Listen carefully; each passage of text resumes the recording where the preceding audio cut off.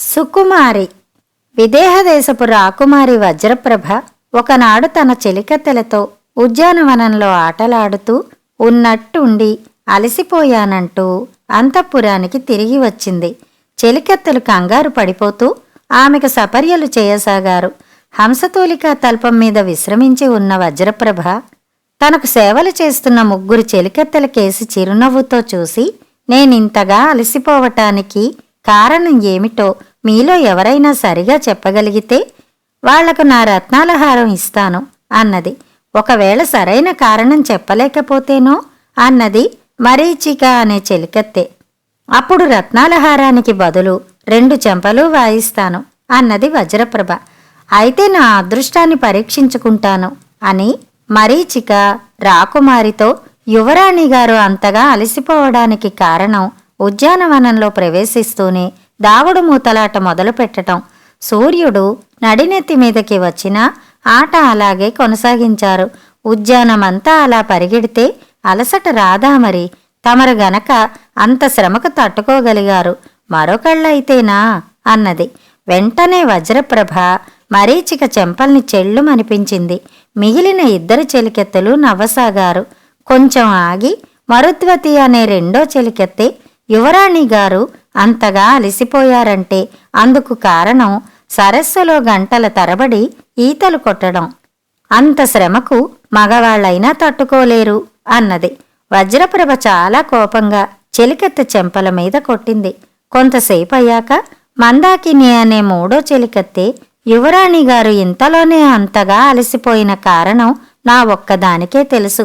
పూల చెట్ల నుంచి స్వయంగా ఒక మాలకు సరిపడేలా దోసెడు పువ్వులు కోసారు.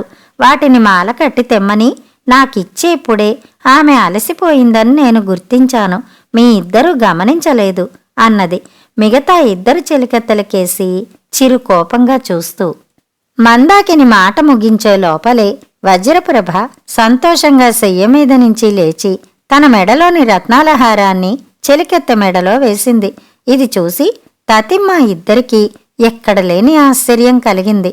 ఆ తర్వాత కొంతసేపటికి వజ్రప్రభ నిద్రపోగానే మరీచిక మరుద్వతి మందాకిని అంతఃపురంలోని ఒక మారుమూల గదికి లాక్కుపోయి, ఏమే మందాకిని, మన రాకుమారి రూపురేఖా విలాసాలు ఎటువంటివో నీకు తెలియనివి కాదు కదా. స్థూలంగా ఉన్నా మోటుగా కనిపించని వాళ్లను మనం ఎరుగుదుం కాని రాకుమారి స్థూలమే కాదు, కాస్త మోటుగా కూడా ఉంటుందని లోగడ నువ్వే అన్నావు, అవునా అని అడిగారు. ఆ మాట నిజమే అన్నది మందాకిని. మరి అటువంటి యువరాణి దోసెడు పువ్వులు కోసి అలసిపోతుందా? ఆమె అంత సుకుమారా? ఆమె ప్రాపకం కోసం ముందు ముందు నువ్వు ఎన్ని అబద్ధాలైనా ఆడగలవు అంటూ చెలికత్తెలిద్దరూ మందాకిని దెప్పిపొడవసాగారు. మందాకిని 1-2 క్షణాలు మౌనంగా ఊరుకుని చిన్నగా నవ్వుతూ, నేనాడినవే అబద్ధాలు కావు, ఇతర్ల మనస్సు నొప్పించని మంచి మాటలు. సాధారణంగా రాకుమార్తెలు లావణ్యవతులుగా కుసుమ కోమల్లుగా ఉంటారని అందరూ అనుకుంటారు కదా. కాని మన రాకుమార్తె అందుకు పూర్తిగా భిన్నం. ఆ సంగతి ఆమెకు బాగా తెలుసు. అందుకే ఆమె తన రూపాన్ని ఎవరైనా సూచన ప్రాయంగా గుర్తు చేసినా సహించదు అన్నది. అంటే ఇంతకుముందు మేమామెతో ఆమె స్థూలకాయురాలని, మోటుగా ఉంటుందని అన్నామంటావా అని అడిగారు చెలికత్తెలిద్దరూ కోపంగా. అంత కోపం ఎందుకు, నే చెప్పేది వినండి అంటూ మందాకిని ఇలా అన్నది. రాకుమారి అంత ఎండలో ఉద్యానవనమంతా పరిగెత్తుతూ దాగుడు మూతలాడిందని మీరన్నారు. అంతేకాక సరస్సులో గంటల తరబడి ఈతలు కొట్టడం సంగతి తెచ్చి అది మగవాళ్లకు కూడా సాధ్యపడదని చెప్పారు.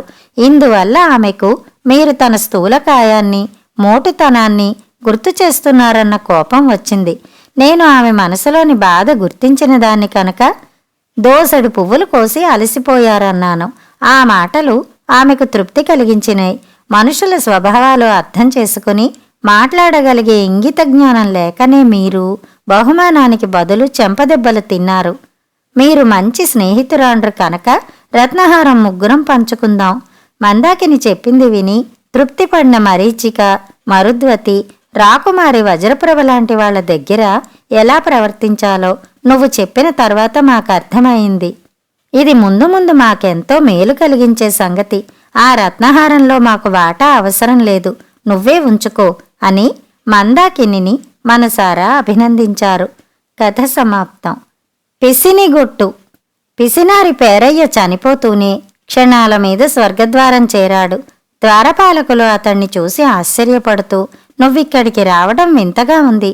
అసలు నువ్వేం పుణ్యం చేశావని స్వర్గద్వారం దగ్గరికి వచ్చావు అని అడిగారు. పేరయ్య వాళ్ళకేసి విసుక్కుంటూ చూసి, అప్పుడెప్పుడో గోదావరి పుష్కరాల్లో దారిలో దొరికిన దమ్మిడి ఒకటి ఒక పేద ముసలమ్మకు ధర్మం చేశా కదా, ఆ పుణ్యం తాలూకు వివరాలు మీ చిత్రగుప్తుల వారి చిటాలో ఉంటవి, వెళ్ళి చూడండి అన్నాడు. ద్వారపాలకులు పేరయ్యను వెంట పెట్టుకుని చిత్రగుప్తుడి దగ్గరికి పోయి సంగతి చెప్పారు. చిత్రగుప్తుడు పేరయ్యతో, ఆ దొరికిన దమ్మిడి తాలూకు పుణ్యం వల్లనే నువ్వు ఈ కొద్ది క్షణాలైనా ఇక్కడ ఉండగలిగావు, ఇక నువ్వు నరకానికి పోక తప్పదు అన్నాడు కటువుగా. పేరయ్య ఏమాత్రం భయపడకుండా, అంత నరకానికి పోక తప్పనప్పుడు ఆ దమ్మిడి మీ దగ్గర పడి మూలుగుతుండడం ఎందుకు అని చిత్రగుప్తుడి నుంచి దమ్మిడి వసూలు చేసుకుని నరకం కేసి బయలుదేరాడు. కథ సమాప్తం.